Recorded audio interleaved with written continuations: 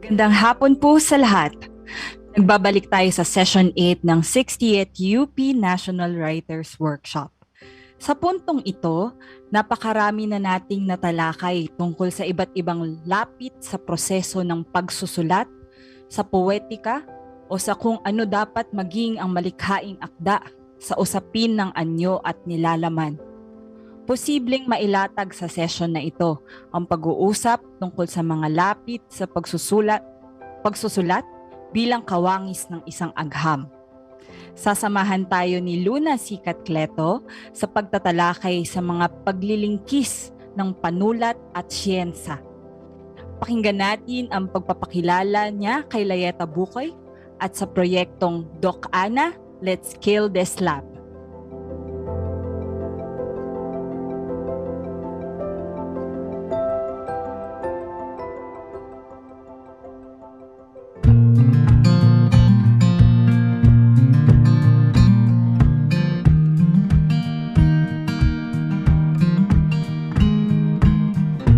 Si Layeta, kung hindi niyo maitatanong, ay 1976 nang ipinanganak. Kasama pa sa tinaguriang mga martial law babies, mga sumulpot na artists, intellectuals, na may ideya sa phrase na the long 1970s. Naabutan ni Layeta ang tinatawag na bukang liwayway ng mga panibagong oras, ang mga magbubuwis ng mga buhay sa bayan, ang mga maglalaho at patatahimikin sanhi ng aktivismo. Tatak nila yata ang pagiging apakialamera. Kasi nung lumalaki ako, mahilig lang talaga ako sa kwento. So parang chismosang bata lang. Okay. Kwento ng kapitbahay, kwento ng ano. Kahit na sinong may kwento, pinakikinggan ko. Tapos yun nga, pinakikialaman in my mind. So, may Pupuhunan pala niya bilang isang mandidula ang pagiging pakialamera ito. Naabutan rin niya ang panahon na mas sumidhi ang korupsyon, mas sumidhi ang mga investigasyon, mas sumidhi ang mga pagyurak ng karapatang pantao. Di pa man niya batid noon, may pulso na pala siya para sa paglikha ng mga tauhan na taong tatharin ng mga nauuwinig, napapanaginipan, ikinababangungot, pinapasan. Actually, ang dula niyang Las Mentiras de Gloria noong 2008 ay nakatiming sa pagkakilala na rin ng bayan sa kasinungalingan ng binabansagan natin ang pandak. Pero bukod pa sa pagiging lubog ni Layeta sa mga pangyayari sa kanyang paligid, bukod pa sa talas ang ibig sabihin, nagagawa niya ang sosyologikal na tungkulin at panawagan para sa mga higit pang may laman na mga akda. Bumubuo siya ng mga senaryo na kung saan kapag merong pamilya doon na lamang sa hindi, matatalakay ang barangay politics na nangyula sa mga clusters na ito. Alam na natin yung mga masalimuot na mga ugnayan na nasa loob ng pamilya at nare-replicate ito sa iba pang mga human relations na meron tayo. Ang Titus Andronicus ang pinakamarahas na dula ni Shakespeare na kaya ni Layeta Bucoy na dalhin ang konteksto sa Pilipinong konteksto. Madalas sa hindi, ang kanyang mga protagonista ay merong misyon. Ngunit nakakasalubong ang galamay ng media at politiko. Alam na alam ni Bucoy ang publiko. Wala siyang ilusyon na sila'y tabula rasa. Sila'y marurupok, may piring sa mata. Nakakikilala ng injustisya, pero bulag sa komplisidad sa injustisya. Madalas, pinipili ng mga marurupok na makipagkapit kamay sa katarungang nakalilis ang piring sa mata. I-maintain na lang ang status quo dahil mas mahirap magtanong. Si Layeta rin ang isa sa mga apoy na patuloy na nagpapaliyab sa dinas ng Virgin Lab Fest. Sa kanyang bagong dulang Doc Ana, naroon pa rin ang tatak ng panulat ni Layeta Bucoy. Matapang, mapangahas, matalas sumuri. Naisa puso ang sinasabi noon ni Rolando Tini. Natantanan ang mga dulang umiikot lang sa syllables na tatatlo. Du, la, at lang. Nakuha ang bangis ni Rene Villanueva sa dialogue at konfrontasyon. Natuto sa pag-petri dish at pag-microscope ni Nicolas Pichai at Rodi Vera at Liza Magtoto na may song and dance. Pero higit pa sa kanyang mga maestro at maestra, si Layeta ay may sariling tatak. Napupulso ang ngayon na itatanong ang ayaw nating harapin. Pinatatawa tayo habang nauunawaan ang mga bukas na kabaong na nakakalat sa ating paligid ay kasama na pala ang ating mga sarili. Pinaiiyak tayo sa pagtunghay sa mga impit na pahayag ng pait at sakit na minamaskara pagkaraan ng mga bangungot. Padayang Layeta at salamat.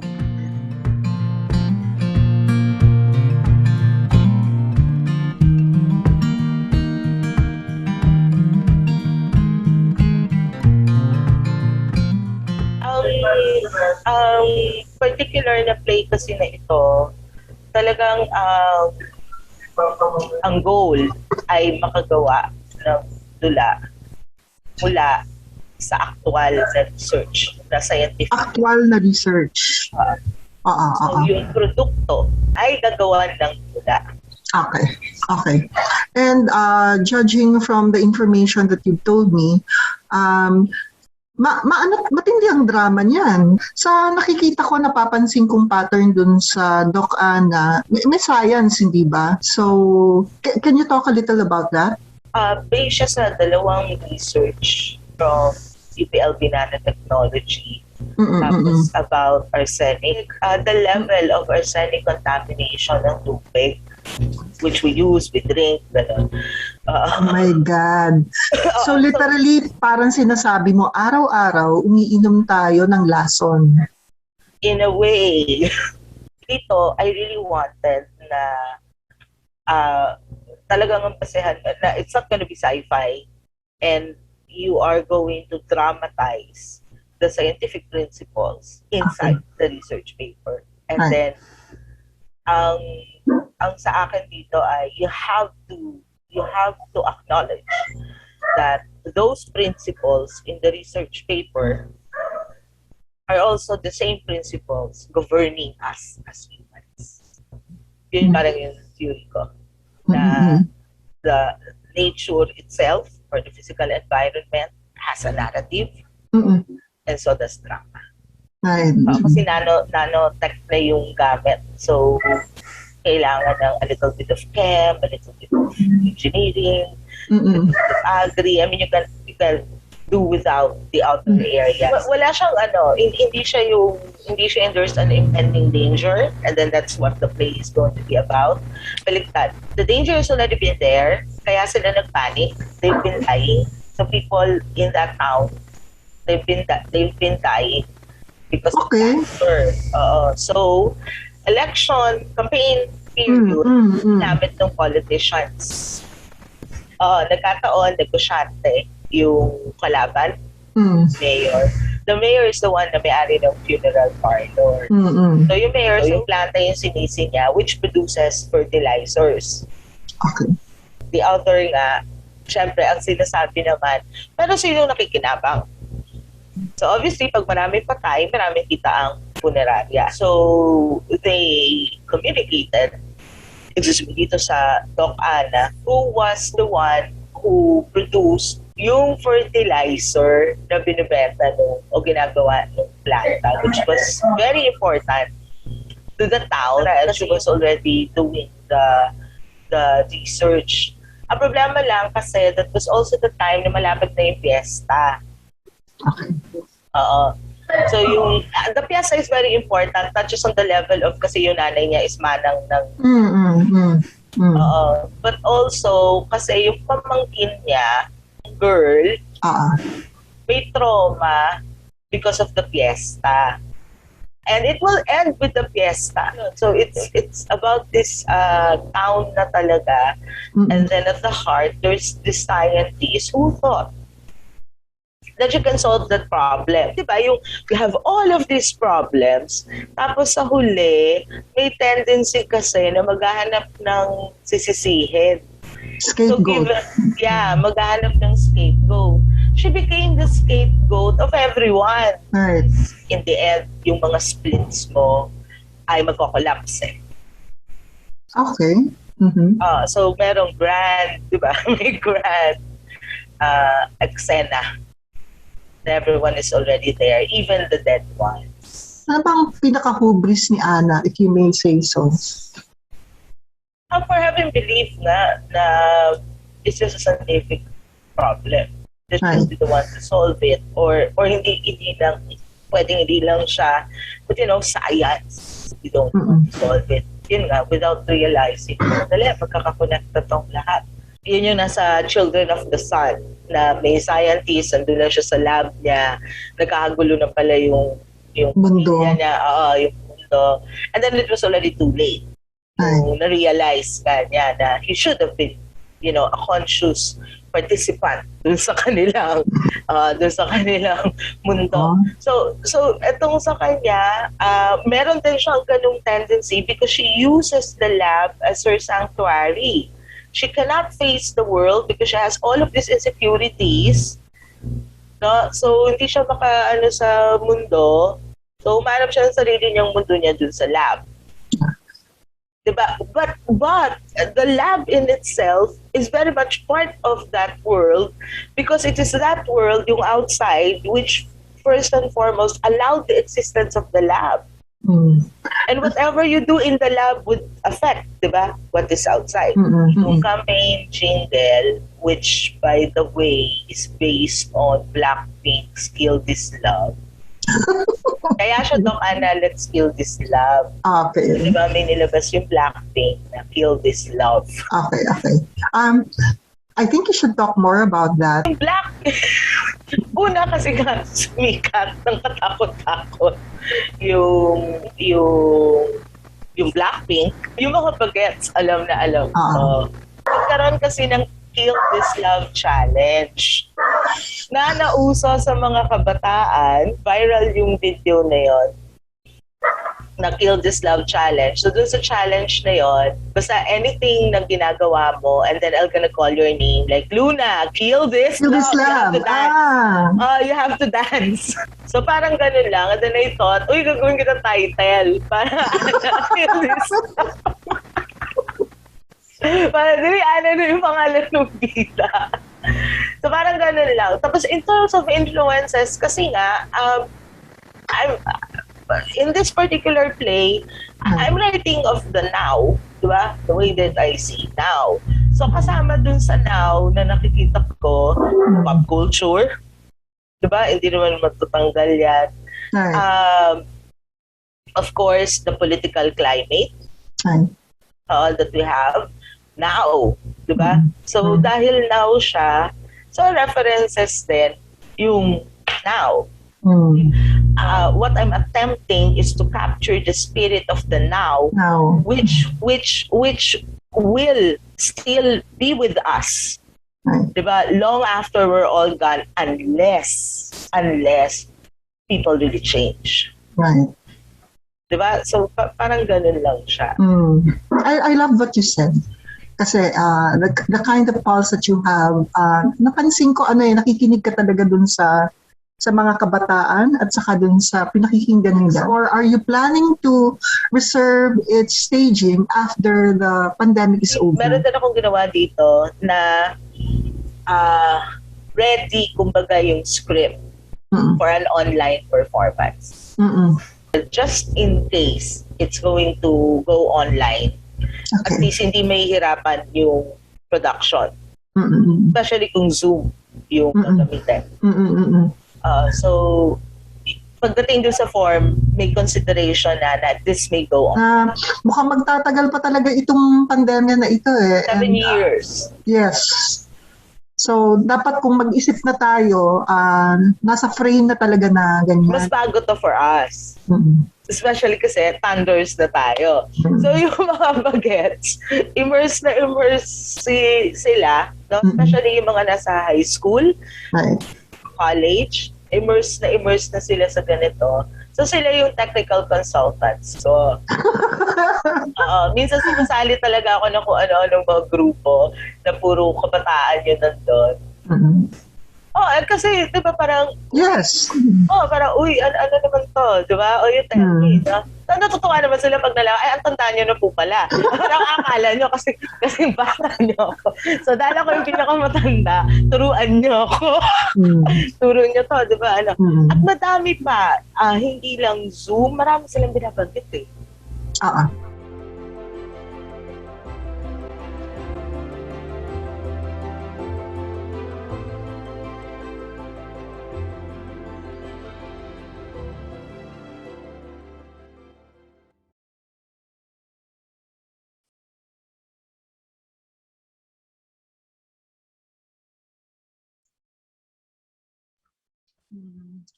So, handa na ba kayo para pakinggan natin ang ating mandudulang si Layeta Bucoy sa kanyang hinanda na maikling presentation? So, Layeta?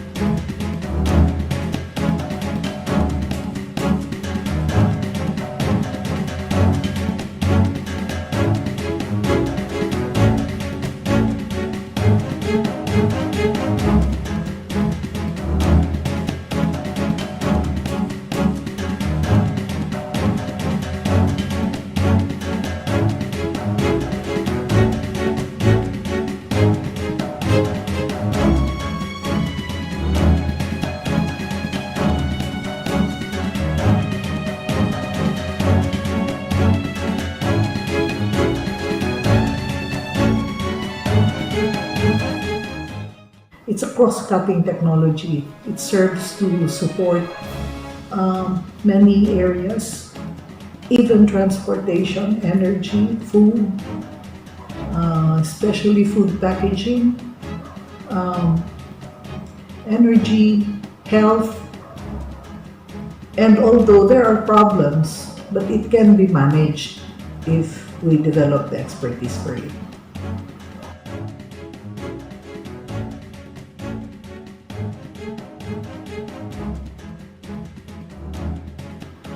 Ang bacteria, 1,000 nanoliters.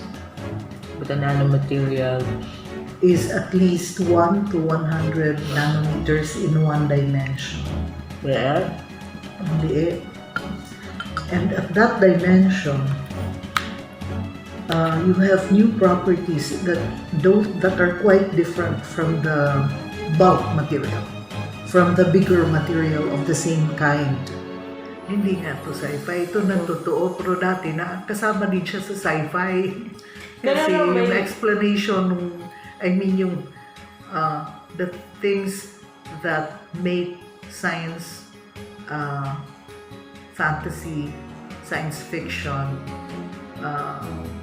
become reality is rooted in nano. oh, that's nice. Kaya, Pero ito, I don't want sci-fi. oh, hindi, yun na nakakatawa kasi mukha siyang sci-fi, pero hindi. It opens up new ways of looking at things. And that itself is enriching.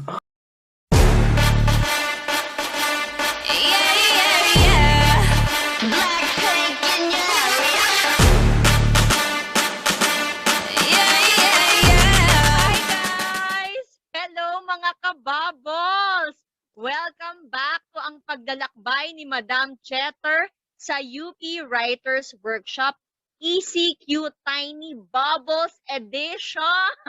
Ngayon po kasing araw ay pag-uusapan natin ang dapat may echo to, ang nano-poetics ng dula. O, di ba? Hello po, hello na. Hi! Hello! Uy, magpalakpakan naman kayo dyan sa baba. Oh, ayan. Oh, thank you. Di ba? Nandito si Lani para para makakwentuhan natin today. Lani, eto na. O, di ba? Simulan na natin. Ano ba itong nano-poetics ng dula? Paano mo ka ba nakakapag-prep dito? Parang masyadong maraming science dito. Paano ka ba nag-prep dito? Kasi you know naman, yung mga ka-chemistry natin dyan sa baba, ka-physics, diba? Medyo nahihilo na sila at nag-leave sila ng chat. Diyan lang po kayo, sama-sama po tayo, diba? Paano ka nag-prep dito sa nano-poetics ng dula, diba? Para mabuo mo ito.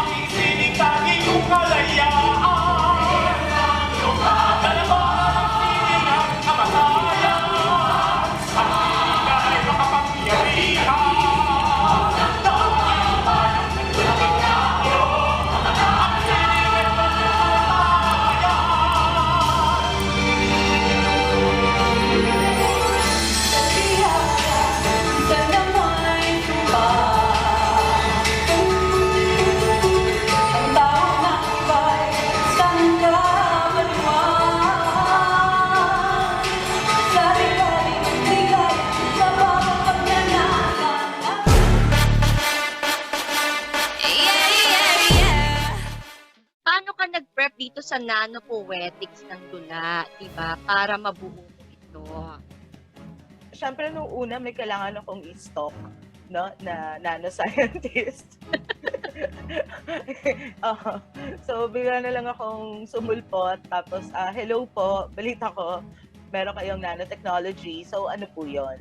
Noong una, parang hindi ako sineseryoso.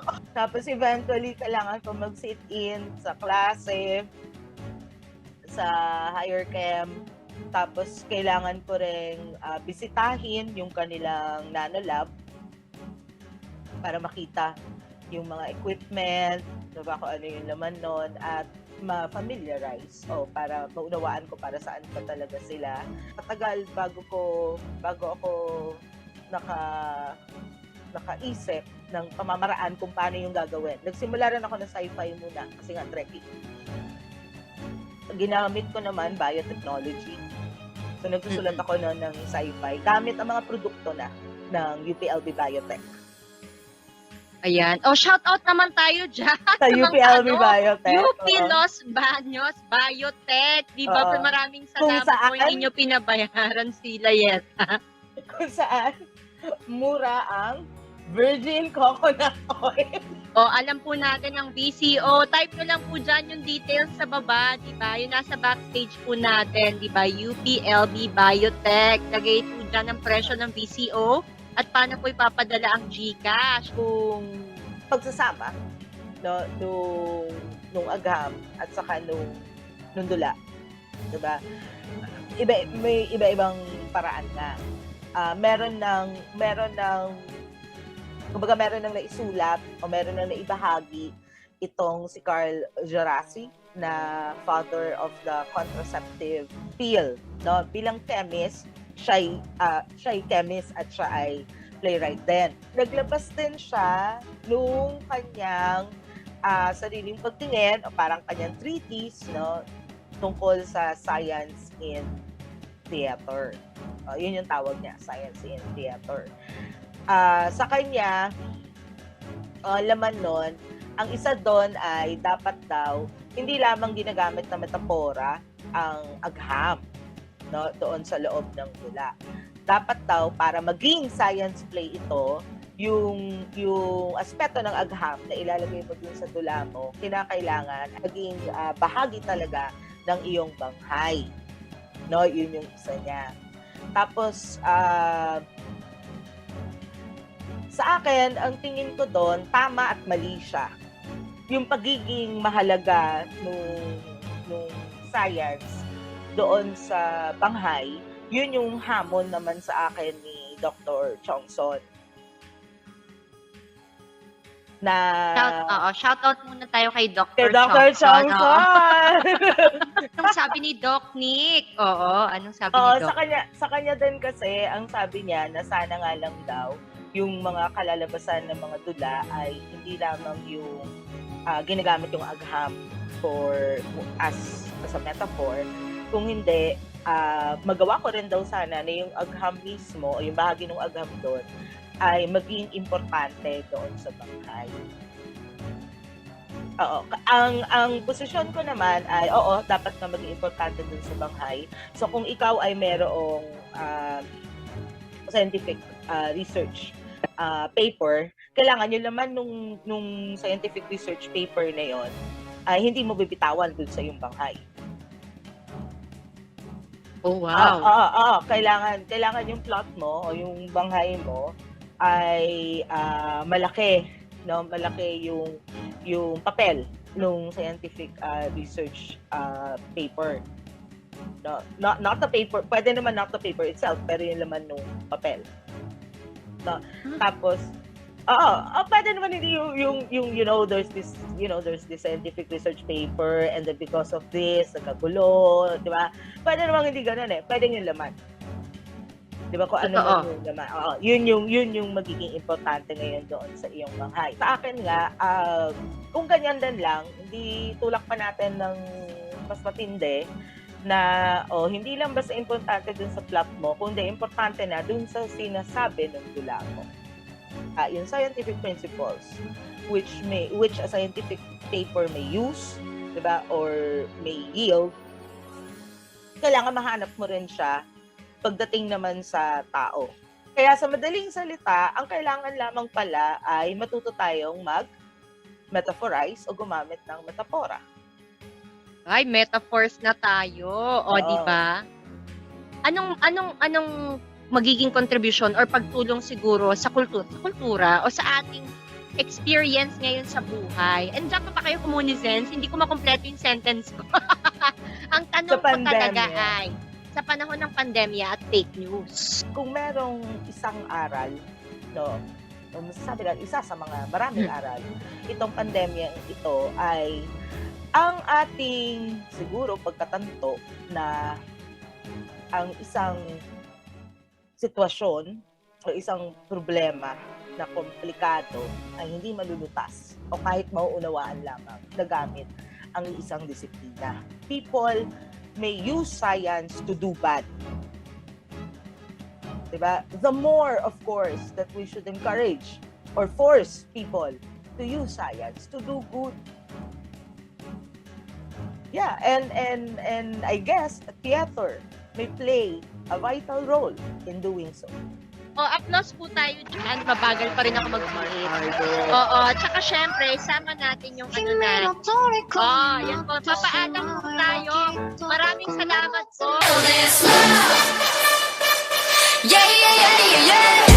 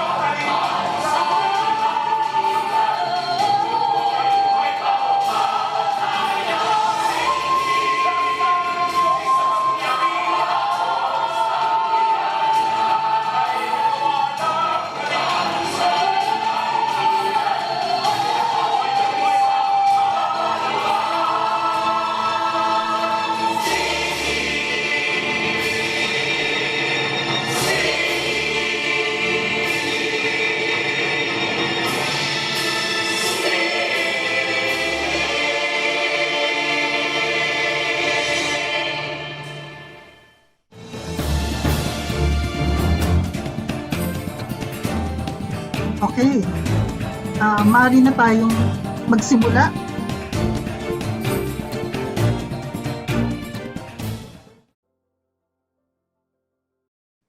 Pasensya na ako. Layeta, may mga nakapila ng ibig mag-comment dun sa Doc Ana, Let's Kill This Lab. At unang-una sa mga gustong mag-comment ay si Eugene. Eugene, nandiyan ka ba? Ay, nandito ako. Magandang hapon sa inyong lahat at pagbati sa inyong dalawa sa napakagandang presentasyon no, ng moderator at ng mandudula. Pagbati, Professor Layeta, Ma'am Layeta, no, napakaganda ng iyong proyekto, no, napakaganda ng iyong ambisyon. No, kasi pag sinabing Layeta Bucoy, no, sa mga Virgin Lab Fest, ang ano talaga, no, ang pinupuntahan talaga yan at talaga pinipilahan, no, ng mga manonood kapag may kasamang dula sa isang set, no, ang mga dula, no, ni Ma'am Layeta.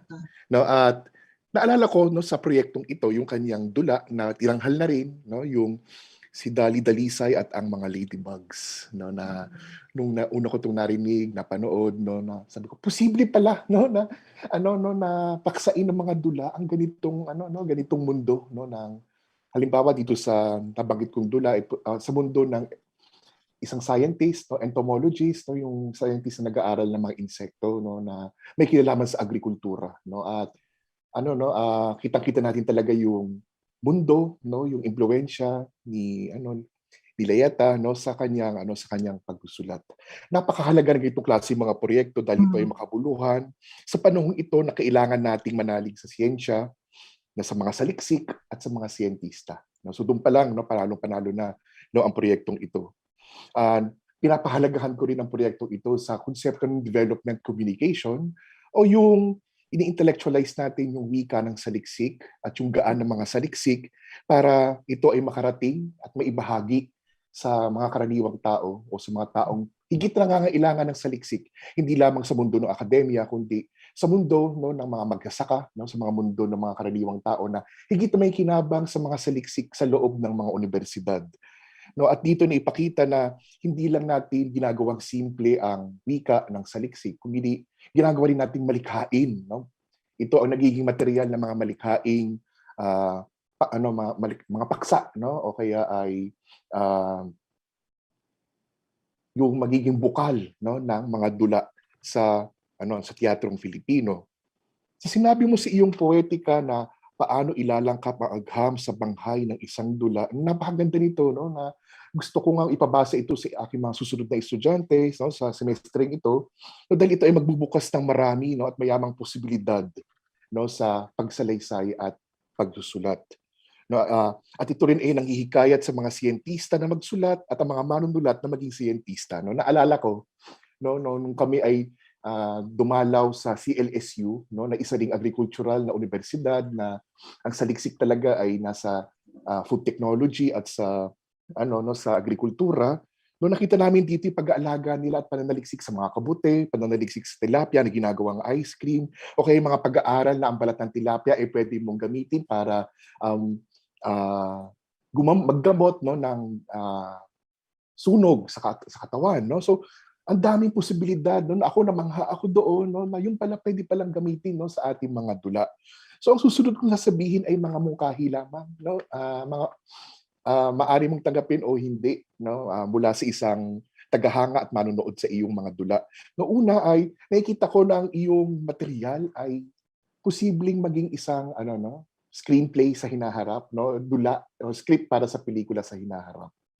No, dahil sa yaman nito, naalala ko rito, unang pumasok sa aking isipan yung Erin Brockovich, no, na tumatalakay din dun sa pagkakalaso ng tubig, no, at kung paano ba nilabanan ng isang babae, no, yung mga institusyon, no, para bigyan ng hustisya ang mga biktima, no, ng toxic waste, no, o yung biktima ng mga nalaso ng tubig. Pangalawa ay alam ko na popular ngayon yung yung Blackpink, no, yung Kill This Love. No, pero baka baka pagkatapos ng pandemya mapaso na, no, yung bisa ng kulturang popular. Gets ko, no, na mahalaga ito para i-popularize ang dula, no, makaakit ang manonood, lalo na yung mga kabataan, no, na lubog sa ganitong klaseng kultura ngayon, yung mga Korean music. Pero maaari pang pag-isipan, no? Ayoko magsabi ko ano pwedeng pwedeng ipalit, no?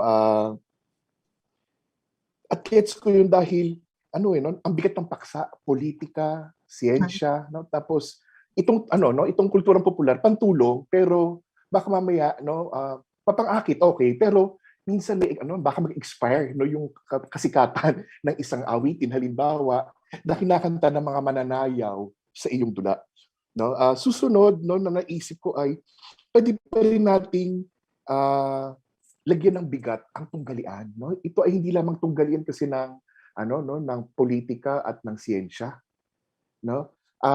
Posible na idagdag natin sa tunggalian ay ang pagtutunggali ng mga paniniwala sa medisina o sa siyensya. Yung halimbawa, ang lunan ng iyong dula ay iniisip ko Southern Tagalog, no? Southern Tagalog. At sa Southern Tagalog, no, na agricultural na lugar ay napakaraming alamat tungkol sa santo. Nabanggit mo na yung santo rito, no, si La Virgen de Salvados, no? Posible, ang dami, no? Kung babalikan natin yung mga nakolektang alamat ni Dr. Damiano Eugenio, ang daming mga saint legends na pwede mong magamit, pwede mo pang inventuhin, pwede mong gawing moderno, yung mga alamat na ito, na maaring tunggali doon sa paniniwala ng tao at pananalig ng tao sa chemistry, no, doon sa laboratorio ni Doc Ana. No, so iyon, no, dagdag pa rin dito, no, yung social media, no, kasi sa unang yugto no ng iyong dula, para bang nagawa ito noong 1990s na wala pang social media, no? Hindi ko nakita yung mga cellphone no sa pangangampanya, no, yung paggamit ng halimbawa social media sa pagkakalat ng mga misinformation, no, kaugnay sa siyensya. Usong-uso yan ngayon no. So baka pwede nating ipasok, no, ma'am, no, yung mga ganitong tunggalian para higit na maging napapanahon o kontemporáneo no ang iyong dula. Hindi ko sinasabing luma, no, pero higit na mas malapit no sa manonood no ang iyong dula. Muli maraming salamat at sana ay mapanood namin ito sa lalong madaling panahon. Sana hindi 7 taon ang aming hihintay. Salamat, Eugene. May maiksi yatang paliwanag si Layeta tungkol dun sa binabanggit mo dun sa Blackpink, kasi nakasulat dun sa text mismo na maaring baguhin ng direktor ang kanta na ito na inaawit ng mga mananayaw, if that helps. So ang kasunod nating magko-comment ay si Pipay. Ay, ako na ba or si Sir Vlad po? Binanggit mo kasi, hindi ba, na after Sir Vlad. Okay. Yes po. Pasensya na. Sir Vlad? Okay po, sige. Feeling ko yung concern ni Sir Eugene ay nanggagaling dun sa pamagat din kasi nung dula. Kahit palitan yung kanta, baka pwede naman din palitan yung pamagat. Pero yun lang naisip ko, kaya siguro may concern siya dun sa pop culture item na Blackpink. Pero nga, siyempre personally, kung BTS yan, mas okay sa akin. May 3 akong points na gustong erase. Yung una ay regardless kung gusto ng mga tao hindi yung Blackpink references. Naalala ko, nabanggit ni Cupcake yung tinarantadong asintado, yung Titus. May eksena doon si Ryan Munoz. Yung may eksena na kampanya. Naalala ko lang kasi nga marami na nagawa si Layeta. Baka umabot na tayo sa punto na may mga mag-aaral na at paghahanay-hanayin ito at makikita na kunwari yung mga eksena sa eleksyon, yung mga song and dance number, word choices, eksena ng killings ay matukoy na bilang yun nga yung poetika ng manunulat na ito. Okay. At importante yun, tingin ko na eventually kung hindi man tayo mismo, may ibang mga tao mag-aaral nung base sa mga naipong gawa, ano yung sadya o hindi sadyang umuulit-ulit, ano yung mga lead-in at iba pa. So yun yung una. Pangalawa, interesante itong piyesang ito kasi may interesanteng relasyon ng sining sa kaagam, kahit nga lang sa UP system. May mga kaso halimbawa na naimbitahan ang ating mga writer, mas madalas sa UPLB kaysa sa Diliman. Pag kunwari yan, buwan ng wika o kung ano man, kasi kailangan gumawa ng continuity script para sa isang special event, graduation o kung ano man, minsan event ng scientist, minsan magkakaroon ng panawagan na may mga bagong species ng bulaklak at iimbitahan ng ating mga malikaing manunulat para bigyan ng bagong pangalan na kahali-hali na ang mga bulaklak na ito. Ang ICW ay sa isang yugto ay nabigyan ng funding sa pamagitan ng pag-integrate ng sciences sa literature. Meron tayong interdisciplinary book forum na nagtatay sa disciplines, pero yung subtext nun, kailangan ma-connect namin sa science ang literature para magpatuloy ang funding at projects. Sinasabi ko ito kasi baka sadya man o hindi, may relasyong nagmumukhang mas mababa ang panitikan at malikaing pagsulat pag tinatabi sa siyensya. At interesado kung kahit hindi naman si Layeta ang sumagot dito, yung pagbasa ng mga kasama dito sa Zoom session, may nagagawa kaya ang proyektong ito para i-address at basagin o kumawala sa ganong klaseng imbalance? Kung sang-ayon kayo sa akin na may ganong mga kaso at mahalagang talakayin ito sa mga ganitong klaseng proyekto. Muli yung pagbali dun sa sadya o di sadyang relasyon na kahit interdisciplinary, secondary ang creative writing at malikaing pagsulat. Last question or point, speaking of poetics dito, sa poetics paper, parang very packed ng science facts ang poetika ni Layeta. At syempre, may hindi lahat lumabas dun sa akda. Maaaring sagutin niya mamaya, ano yung kanyang proseso, anong inyong proseso sa pagpili bilang isang commissioned work ito. May nag-commission sa inyo para gawin ito. Anong proseso ng pagpili, pagtanggal, pagtitira? At bilang isang commissioned work, saan ninyo nakikita ang mga bakas ng tagumpay? O kaya, saan nyo kinukuha yung markers na successful kayo? Sa nag-commission ba? Doon sa scientist na nag-commission sa play? Audience reaction ba? Critics reaction? Or syempre bilang mandudula, meron din ba kayong clear markers para sabihin na, sige, may itatawid ako na science facts, pero bilang manunulat dapat ito yung lumabas at tagumpay ako kapag nagawa ko ito. So kahit po mamaya sagutin, maraming salamat po. Pakinggan naman natin si Edward. Ay ma'am, si Pipay po yata muna. Si Pipay. Si Pipay, ano ba yan? Okay. Just so happens, medyo, I guess, meron akong, syempre, comments for Ma'am Lali, tapos, related question on process na related sa tanong ni Sir Vlad. Okay. I just wanted to say, na-excite ako sa buod nito because it felt like I was looking into something that was very familiar already with regard to the dramatic form. The fact na the play takes place in the backdrop of a cancer happening, there's something very Sophoclean about it. Right. At the same time, it harkens back to yung Doc Resurrection na play. Right. Because what I loved about that was the layering of sociological grievances also within the small town. So na-excite ako doon. I would love to see this play when it's released in its entirety.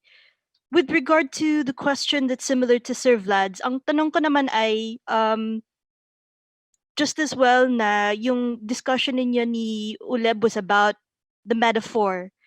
And the premise that this play rests on is hang on, let me find it. Yung nanosilica beads made from rice hull. I would want to ask, when writing this play, and maybe if you're writing other plays that are related to it, when you look at the scientific concepts that come out in your research, when is the something like eureka moment na ay hala, there's just something about this concept na may kwento dito? Where does that start? And has that happened for any other concept or finding so far? I'm just really curious about it. So that's all. Thank you. Thanks. Pipay, may we call on Edward? Yes, maraming salamat po. Binabati ko at napakahusay yung akda. In fact, napanood ko na ito at nanalo to. Siyempre, medyo malapit din sa akin tong karanasan na to na nandito sa UPLB. Hindi ko lang alam kung paano ko ipahayag ang aking reaction, Baka, kasi malaking usapin din dito sa siyensya, in the same manner na may iba't ibang lente na pwede kang gamitin sa panitikan at sining, ganun din sa siyensya, ganun din sa agham. Kaya gusto kong magtanong, hindi ko sinasabing ito na yung tindig ko, kundi gusto ko lang maglinaw para mas malinawan ako kasi alam ko naman talaga when it comes to pagsusulat, mahusay si Ma'am Lali. Mas mahusay sa akin magsulat yan. Ako more of a director. Now, I would like just to share ano yung mga ilang observation ko. Like, hindi ko lang ma-picture na, hindi ko na matandaan kasi may click kasi yung script na binigay dito eh. Kung namatay nga si Doc, anong pangalan nito? Yung main character natin, at the same time si Boise, no? Pero at the same time Fiesta. So amidst all those problems, kung ganun ang pagkakaintindi ko, what could be the redeeming value, no? Nang pagkatapos ng ganitong mga problema, what then? No? The problem remains, election na naman. Then, gusto ko lang malaman kung kayang tumindig din, gaya siguro may nagtanong na nito, ng dula, nang wala yung usapin ng agham, ng pananaliksik. Like for instance, ginamit niya chemistry. Halimbawa, kung palitan natin siya na ang kurso niya, ang mastery niya ay may kinalaman sa genetics o may kinalaman sa agronomy. Kasi if you're doing these things, sa unang taon mo sa chemistry, mga courses, moles lang ang pinag-aaralan mo. Pero pagdating mo sa at early stage ng crop science mo, inu-introduce na sa iyo ang composition ng isang fertilizer. No? What could have been the reason maybe that would make that the main character is more of a chemist than other courses, even molecular biology. And then of course, related to this is what is wrong with the arsenic. Of course, alam naman natin, delikado ang arsenic, but it's a metal, it's an element. Pag ito ay isang compound at organic ito, kuminsan sa pagkain ito. Yan ang pagkakaalam ko. But of course, excess of arsenic will cause a problem. Now, assuming na fertilizer ang pinag-uusapan natin, pag naisipan kong palitan naman natin ang kwento, hindi fertilizer, hihiramin ko yung kambing ni Nap, I will mass produce to help elevate the situation of the people, no? At magde-develop ako ng ingredients o element that could be infused para ang bilis ng production ng kambing. Would that still hold on, develop, the story will continue? Yun yung mga tanong ko. Next. Thank you po. Next. Yung usapin ng kalaban ni Mayor. Si Mayor ay tumulong sa paggagawa ng laboratory. On the other hand, meron siyang punerarya. Hindi ako nagkamali, Ang fertilizer kasi, pag in-implement yan, hindi 100% mapapatay mo yung yung insekto eh. May 99%, 98%, at a certain period, magmumutate yan. Katulad nitong ating problema sa kaya hinahabol yung herd immunity, na bago ma-develop yung booster, kailangan may herd immunity na para tumagal. The moment we have produced the booster para dito sa tinatawag na vaccine natin, protected na tayo. Pero pag hindi natin ma-achieve yan, mauunahan na naman tayo, mag-mutate kasi yung virus. In the same, kaya merong lambda, may delta, ganito po rin yung fertilizer.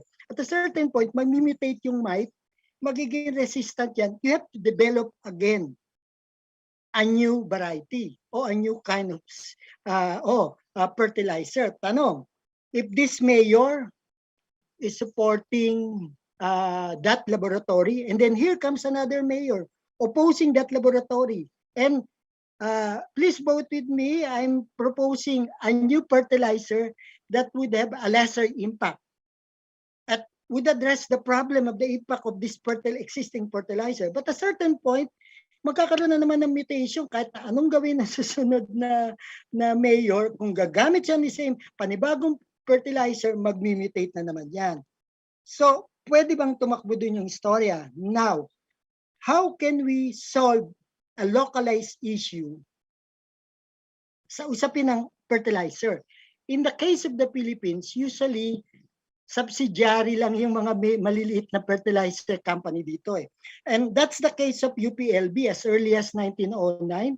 Tama si Ma'am Lali, talagang malaking bagay na pag-aralan natin yung tinatawag na scientific paper at drama, yung structure. Kasi at early stage, hindi ka makakagraduate ng UP kahit na nung mga 1909 something without the certificate of that scientific research. Okay? Now, ang usapin ngayon dito, napaka-localized. Sa case ng Philippines, halimbawa, 1960s, nagsimula nang i-promote yung mga institution that produces a rice and that do researches on rice. So come to think of it, itong halimbawa local institution, where does it get its fund? It's really receive its fund to the more global or bigger outside foundation. Itong mga international foundation, where does it get its funds? Kukuha yan sa mga support ng transnational. Once you produce the fertilizers, who will benefit? Who will get control of the research? Again, the transnational corporation will reproduce that. And again, at the end, they will consumer ang mga Pilipino. Ang problem natin, okay, tumaas na naman ang yield. Nag-increase ang production. At the bottom line, yung question ng mga scientists, pagdating ng 1960s, there were scholars sent to Cornell. Pagbalik nila, sabi nila, no, the problem is not plainly science. The problem is the structure.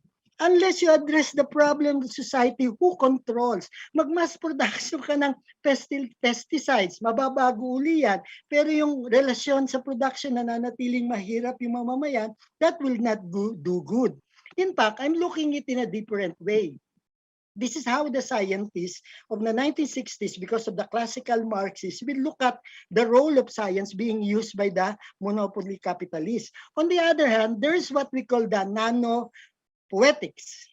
Sino ba ang proponent nito? I suppose si Calvino eh. Si Calvino Italo. Kung hindi ako nagkakam. Si Calvino ay isang Italiano na member ng Italian Communist Party na nagkataong nag-resign kasi dun sa Soviet, nag-react siya sa mga hindi niya nakasundo nung kinonquer ang Hungary. But Calvino has been influenced to some extent. Lumaganap na kasi yung tinatawag na cultural hegemony na sinasabi ni Antonio Gramsci na for the nano-poetics, you have to understand the function of technology. You have to go down to the minute of the details of that micro or nano. Kaya nga na to the atomic to the smallest, which is very different from the Philippines. The Philippines to appreciate or understand how science is manipulated and technology. From the simple, you have to raise it to a bigger picture, how the structure, the society is controlling all the production process. Now, in relation to this, gusto ko rin linawin, ano ang tindig ng scientist ng dula? Paano niya tinitingnan? In this case, si Doc, si Resurrection, yung Hermano Mayor, di ba? Inoperan siya. Maganda yon kasi sa totoo lang naman sa Los Baños, merong ganon. Pero hindi pa rin ako kumbinsido, maybe, anong dahilan ni Doc na tanggihan niya yung pagiging Hermano? Sa karanasan kasi ng mga scientists, and this is a reality, majority of them is anthropocentrism. Ang paniniwala, anthropocentrism. Ang paniniwala nila, this is the universe, this is the environment. We are at the center as a human and we can exploit all the parts of the environment. Once you use the nano nanotechnology, to the end, magde-benefitan ang tao, pero at the end, it could cause some changes and later it affects the human being, which is opposed to ecocentrism. Na tingin mo, ang tao ay bahagi lamang ng iba't ibang entity at may batas na natural law na nag-exist dyan. Ngayon, given this, the scientist could be anthropocentrism ang pananaw. At alam niya, Edward? yes. Maaari bang mag-interrupt kasi may mga nakapila pa para mag... if you can wrap up your question. Yes, yes. Ito na lang po yung last ko. Yung scientist kasi pwedeng ang tingin niya, sa loob ng laboratory, scientific siya. Alam niya, ang tukso ng mata, ebidensya, kailangan makita sa eksperimento. Pero paglabas niya dyan, yung kultura niya, spirituality, nandiyan pa rin. Which could create a conflict dong kidok pag ginawa niya yon, na tinanggap niya yung pagiging Hermano Mayor. Kasi ang scientist, kumisan, scientist siya, na-discover siya, alam niya, ganito, kailangan patunayan ng siyensya. Pero yung kultura, dala niya, namatayan siya. Pero yung tatay niya, naalala niya, kahit na nasa laboratory, tayo naman, huwag kang magpaparandam. The spirituality is there.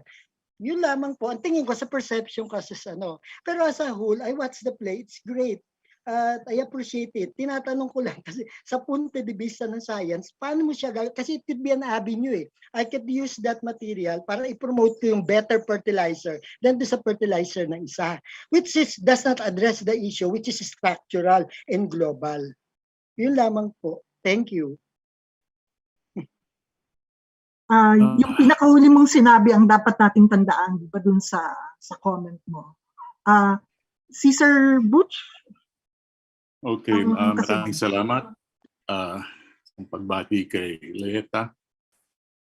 I think one of the things that this play does, which is very important to our culture, is that it puts the scientist in the middle as a dramatic character. I think among all our professions, hindi lang sa pandudula, kundi sa nobela rin, at lalong-lalo na sa tula, hindi lumilitaw ang siyentipiko bilang karakter. Lagi may mga abogado, mga magsasaka, ganyan, pero tila walang agham sa ating kultura.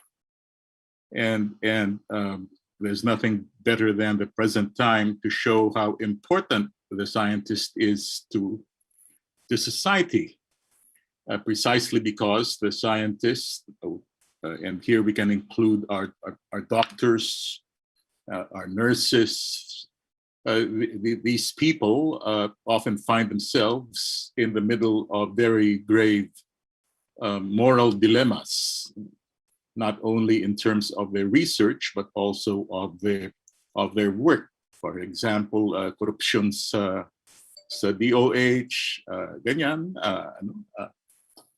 There are many situations where the scientist, who is often seen as a kind of isolated individual, the scientist is simply not taken into account in the story of our people and of the decisions we make.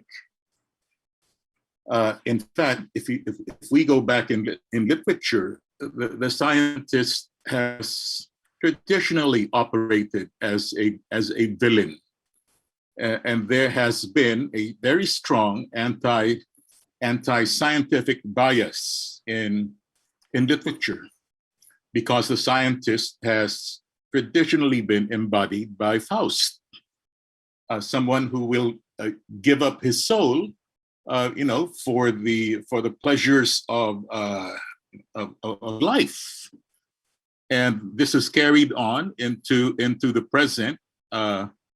Lalong-lalo na sa Hollywood, sa Marvel, kahit sa DC, Lex Luthor, Dr. Ock, the scientist has been demonized.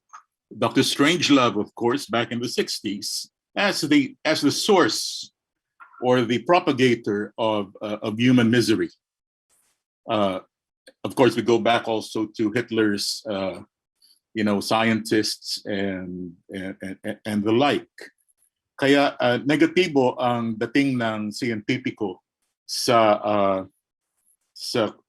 usually sa treatment sa kanya sa kultura. And I really think it's about time that that we rethought that notion, which again, I've been saying this all workshop. The challenge to us as writers is to get away from the easy things and to revisit our most precious assumptions, because that's what the writer should do. Be critical, not only in well-trodden ways, but even within ourselves as cultural people tending to think the same way. May practical effect ito. Halimbawa, yung debating ngayon tungkol sa bakuna has been terribly complicated, if not compromised, by the politicization of the Dengvaxia issue. At yung debates, and we tend to take, for example, GMOs as automatically evil, despite the research of UPLB scientists themselves, who show the very positive and not anti-environmentalist benefits of certain GMO plants, like the corn that they have done research on. In other words, I suspect that we cultural people have this anti-scientific bias in us, that we kind of nurture, that we know better than they do. Ano ba alam nila sa buhay ng tao? Nandun lang naman sila sa laboratorio. But to bring the scientist back into the middle of the argument, this play will remind many of us, and I'm sure Layeta is very much aware of this, of Ibsen's Enemy of the People. Kung saan yung character doon ay nagkaroon din ng ganitong krisis. May spa doon sa kanilang bayan, may lason yun, pero yun ang pinagkakakitaan ng buong bayan. Anong gagawin niya ngayon? I-expose ba niya yun? At the risk of the whole town losing its main source of income.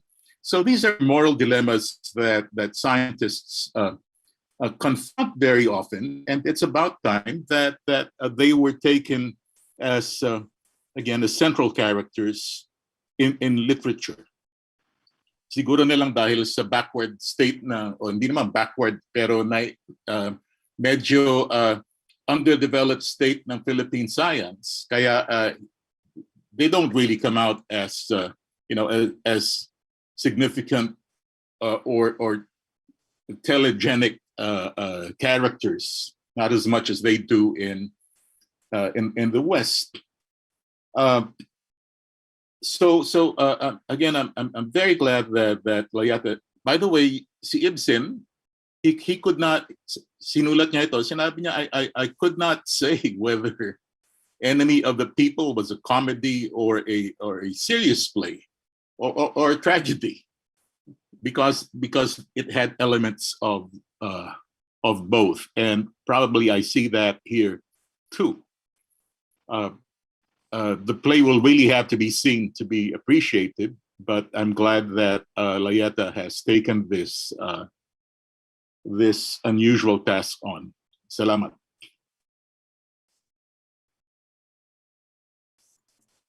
Salamat po. Neil. Hi. Layeta, magandang araw. Inindian ako ni Layeta the other day. Siya yung dapat kasama ni Adrian sa consultation.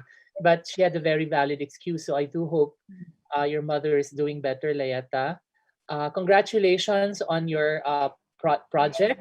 And I am in agreement with everyone that the primary virtue of it is that it is trying to engage with a field of knowledge that we normally do not find represented in the arts, no? And that is the hard sciences. Hindi naman ito just science kasi may soft science, no? Merong psychology, sociology, anthropology. Those soft sciences, we have seen enough examples naman of them being used in the arts, no? Pero yung hard science like biochemistry, which is both organic and inorganic, no? Ito kasi arsenic Pero organic din kasi you're talking about rice production, okay? That kind of hard science is generally not implicated in the arts, no? In particularly in theater. Of course, there is a good reason why Layeta took on the project, other than the fact that it was commissioned. I suppose I don't know if we remember, but there was really a case of mass poisoning, no? Arsenic poisoning in Los Baños a few years ago. And they discovered that it had to do with contamination, no? From the agrarian areas of the town that actually ended up or made its way into the groundwater, into the drinking water. And so Layeta's play is actually quite focused on a very urgent issue, no, that Los Baños residents should be more aware of. Of course, interesting, Layeta, na may paradox na hindi mo na parang napansin, no, sa topic na pinili mo. If you've done enough research in arsenic and in rice production, you know that rice itself as a crop is particularly susceptible to arsenic contamination because there is something about rice production and the particular kind of plant that the rice is, nag-uptake talaga siya ng arsenic from the soil. I don't know why Asians seem to have built up an immunity or resistance, no, not immunity, a resistance to arsenic. There is so much arsenic in rice. And the browner the rice, the more higher. Then the more arsenic there is. That does not stop me from eating red rice. What I do is I actually soak it overnight and then I make sure I wash it really, really well just to get rid of some of the arsenic. But there is a lot of arsenic in rice compared to wheat and the other cereals that are being produced around the world. Rice is the one that has a lot more arsenic, no? So already arsenic is in the idea of rice production and it cannot be completely gotten rid of because it is in the nature of the plant itself to absorb the arsenic from its own environment. And so parang the distinction you've decided to make, and clearly this is the conceptual one, between the goodness of rice and the evil that is arsenic is actually already blurred by the fact that in rice itself is arsenic. And I want to talk about that, no? And I think one of the things that you sort of stress in your work, and this is not new to nano theater, no, but since the beginning of the 20th century, no, from the turn of the century, no, from the 19th to the 20th century, after the Age of Enlightenment, no, science became more and more dominant as a cultural practice. We still have to call science a cultural practice. It is on the same ground or level as art. No, it is just like art. It is also a cultural practice, and na-displace ang art. No, now in the hierarchy of knowledge validity in the world, no, science is on top, and the arts and the humanities are lower, and that is why in the university system globally, all our metrics in measuring achievement, no, in the arts are actually patterned after the scientific method or the scientific framework. So as a form of knowledge, nanalo na po ang science, wala na tayong magagawa dyan. At in the evidence presented to us in the history of, let's say, contemporary poetry, kasi Layeta yun ang mas alam ko. Siguro kaya mo ako napili na mag-consultation kasi nalaman mo na meron na akong naisulat tungkol sa contact zone between poetry and art, particularly poetry. Ginamit ng mga poets in the early 20th century ang maraming scientific metaphors to talk about poetic production.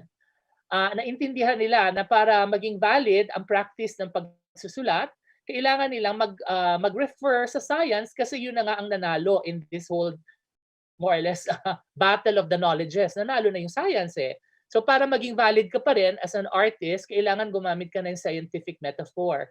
Hindi naman yung siguro yung ginagawa ni Layeta ngayon to make theater valid by using the metaphor from science, but she's really trying to find a way to reconcile the two and to make theater, which is a way to disseminate information and a way to raise the consciousness of people, to get it to help, I suppose, in the mandate of the University of the Philippines, no, to disseminate scientific knowledge among the Filipinos, no, and gagamitin mo ngayon ng art and humanities para mas maintindihan ng mga tao ang mga principles ng siyensya. Lalo na ang problema pala ay scientific, no, arsenic in the drinking water in Los Baños. So kailangan malaman ng mga tao kung ano yung problema na yon at gagamitin mo ang teatro. Siguro contact zone talaga ang metaphor and analogy in the sciences and the arts. Pero hindi, siguro isipin natin na hindi galing sa art ang metaphor, kundi maski sa science mismo, punong-puno ng metaphor. And kala natin hindi gumagamit ng metaphor ang mga scientists. Naku, puro metaphor po ang science, no?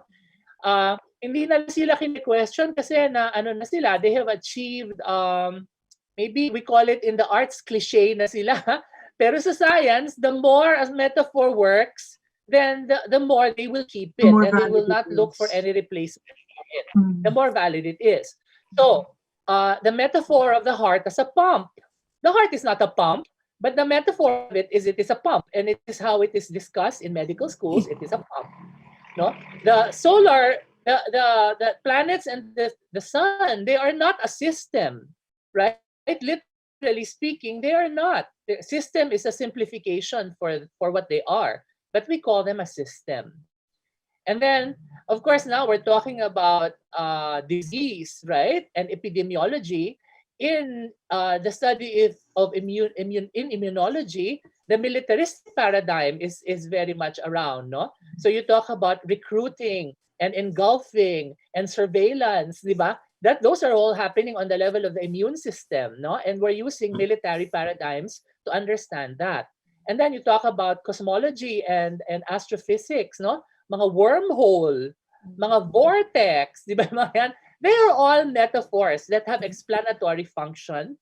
And in science, the more a metaphor works, then the more it will be kept. In the arts, however, kung nagtuturo ka ng poetry, limbawa, ay kailangan bago metaphor mo. You actually want your students to keep producing more and more and more and more metaphors, no? Kasi dapat bago lagi, dapat iba. What the metaphor is the paradoxical union of two very different things, di ba? Like two different things, they become one through a metaphor, and that produces a paradox. And I think that is the thing to focus on also, Layeta, no? The idea that in the sciences, paradoxes are a wonderful sort of like eureka kind of thing, no? Na halimbawa, the best paradox or the most sort of important paradox in physics in the last century is the paradox of E equals mc squared. Can you imagine that? Light and matter are one, right? That is a union that the sciences have found, no? Na up to now, E equals mc squared is this poem at the center of the study of the world, no, of physics. Pero ang sa poetry, ang dami-daming mga metaphors that all of them are paradoxes, no?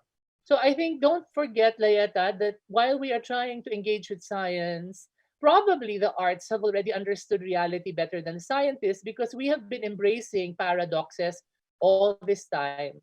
We understand that life is both sad and happy. We understand that the world is both light and dark. And we don't have to sort of like think of it as a eureka moment. It's just the way it is. So the apprehension of complexity, right, which is inherent in what reality and life are, is easier for the artist to make. Now the embrace of that complexity and the paradox and the contradiction of it. Scientists always want to decompose, to analyze, to break down into the nanoparts. Nano is not small. There's something smaller than that. We have already left the realm of classical physics, no? Nasa quantum physics na ngayon ang the study of the world, no? At pagdating ng quantum physics, parang poetry na siya kasi wala na talagang fixed principles. Everything is indeterminate on the level of the quantum or the quanta. Okay? So maybe I encourage Layeta to keep working on a project like this, not just this in particular, but on anything that can actually use the sciences in order to enrich our artistic practice, and don't give up maybe the foothold we already have over the sciences, which is that we can embrace paradox with much less rancor and with an openness of heart and spirit, that the sciences find it hard kasi they always want to find distinctions, di ba? Break down into different elements. When in fact, in the end, in the arts, we understand that reality and life are a complexity, an admixture. Ang tawag nga na isang poet before is an impenetrable flux, di ba? An impenetrable flux of different things that cannot be decomposed finally, They are irreducibly what they are. So thank you, Layeta. Maraming salamat. Natuwa ako sa excerpt na pinesent mo kahit na nakulangan din ako. Ang best part doon ay yung pag-aaway ng mga mananayaw, lalo na yung bakla.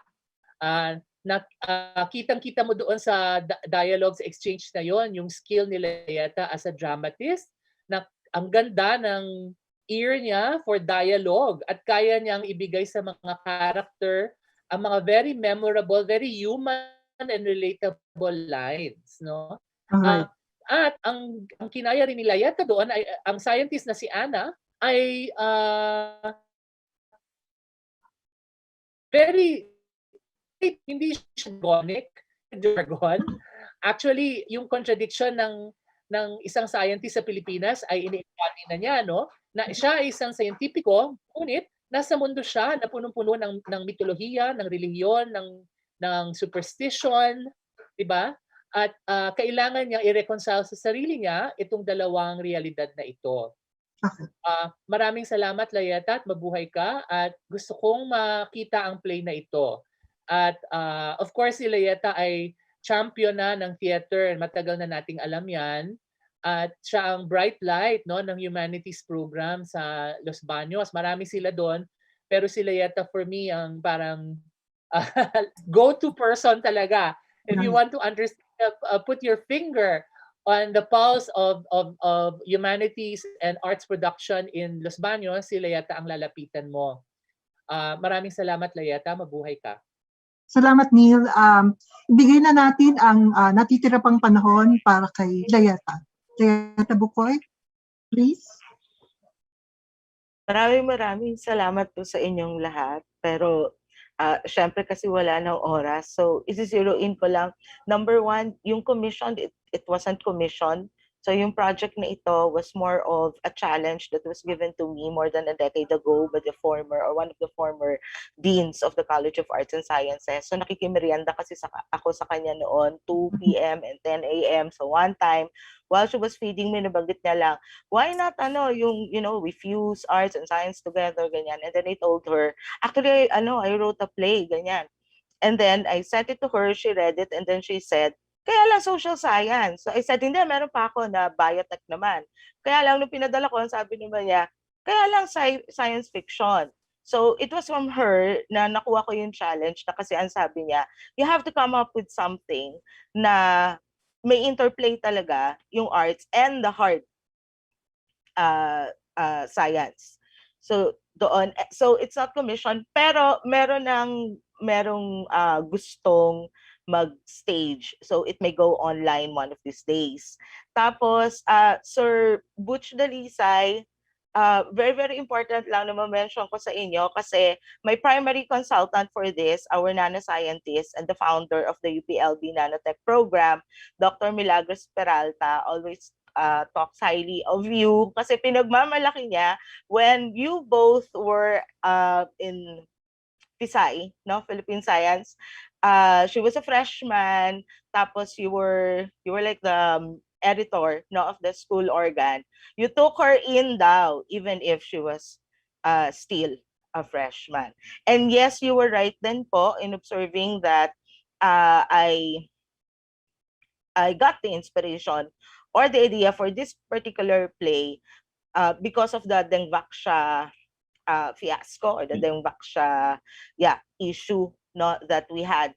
I just thought at that time, medyo nagulat din kasi ako na why is it that opinions coming from the not medical experts, no, were the ones who were overpowering the data and the evidences, the stuff of the experts, no. So that made me think, no, at that time, in terms of yung the social media aspect. The social media aspect is all over the play kasi the away, no, the away between the two parties will happen on social media. So kaya ganon yung the split scene at the beginning, no, of the play, kaya siya naka-split then in the first place because they were supposed to be broadcasting on FB Live. Kasi yun na nga rin yung ginagawa ngayon. And yes, yung mga politicians nowadays, they do answer one another sa FB pages or even the FB personal accounts, no, ng isa't isa. And then when it comes to yes Sir Neil, merong study nga doon sa Los Baños, no, in terms of the level of arsenic contamination, and one of those studies was the one that was also used, no, for this play. And the lead scientist rather who conducted that particular study, sila rin yung consultants, no, for this one. And then when it comes to, ikaklaro ko lang yung fertilizer, baka na-miss nyo lang, or I'm not sure if it has already been included in the excerpt. The fertilizer is an evaporation suppressant. So that makes a whole lot of difference. And then when it comes to what nanoscience technology is all about, the definition and the understanding, they all came from the UPLB nanotechnology program. So ang sa akin lang, of course, I have to trust my own scientists.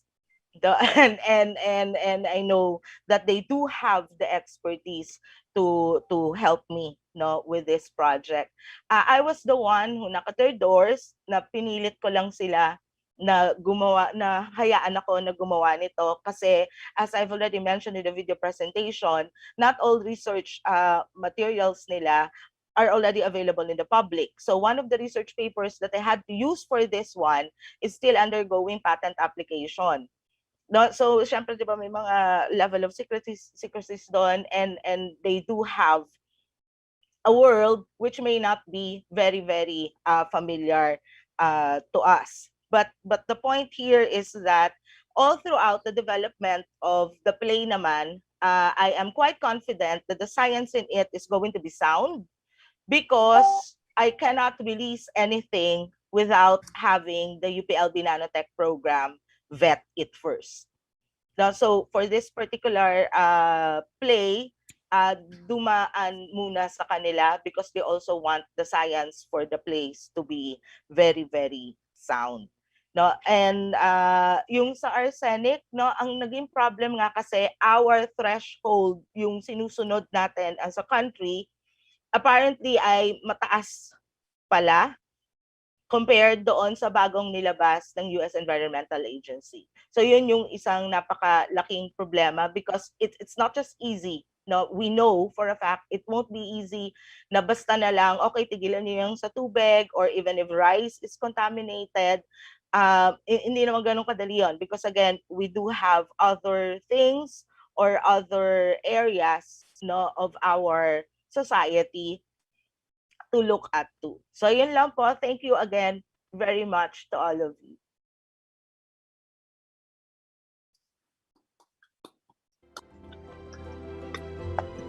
Maraming salamat, Layeta. Wala na po tayong oras para sa pagbibigay ng maiksing synthesis. Maaari naman tayo makapagkomento tungkol sa dula pa ni Layeta sa ating roundtable discussion kung ibig pa po ninyo. Pero napakayaman ng ating naging diskusyon ngayong hapon ito. Maraming pong salamat.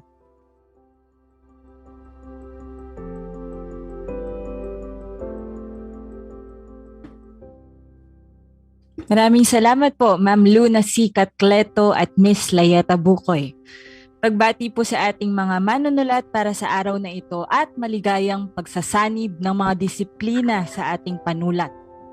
Ngayon po ay magwawakas na ang live portion ng ating palihan. Abangan niyo po ang mga workshop session bukas. Makikita niyo po ang schedule sa inyong screens. At i-like at i-share ang aming social media pages.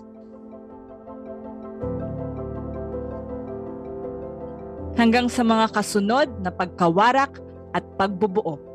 Magandang hapon po sa lahat.